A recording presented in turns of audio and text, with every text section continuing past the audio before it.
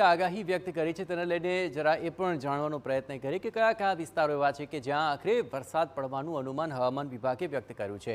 તો આખરે બનાસકાંઠા, મહેસાણા, સાબરકાંઠા અને અરવલ્લી 30 મે દરમિયાન આ વિસ્તારોની અંદર વરસાદનું એલર્ટ વ્યક્ત કરવામાં આવ્યું છે। આપ ગુજરાતના નકશામાં પણ જોશો તો આ વિસ્તાર પણ આપને ખ્યાલ આવી શકશે। એ ઉપરાંત 30 મે મહીસાગર, દાહોદ, ગીર સોમનાથ આ તમામ જે વિસ્તારો છે, ખાસ કરીને સૌરાષ્ટ્રની અંદર ગીર સોમનાથ વિસ્તારની અંદર પણ આ દિવસો દરમિયાન વરસાદનું એલર્ટ વ્યક્ત કરવામાં આવ્યું છે। તો 30 મે આ વિસ્તારોની અંદર વરસાદની શક્યતા વ્યક્ત કરવામાં આવી રહી છે।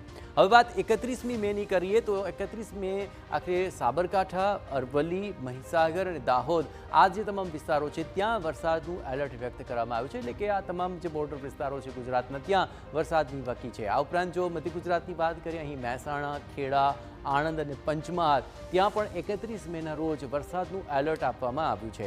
આ તમામ વિસ્તારોની અંદર ગાજવીજ સાથે વરસાદ અહીં વરસી શકે છે અને આ પહેલો એવો વરસાદ હશે કે જ્યાં આખરે આ તમામ વરસાદની પરિસ્થિતિ આગામી સમયમાં જોવા મળશે, પણ સાથોસાથ બફારો અને ગરમીનું પ્રમાણ પણ જળવાઈ રહેશે તેવી હવામાન વિભાગે શક્યતા વ્યક્ત કરી છે।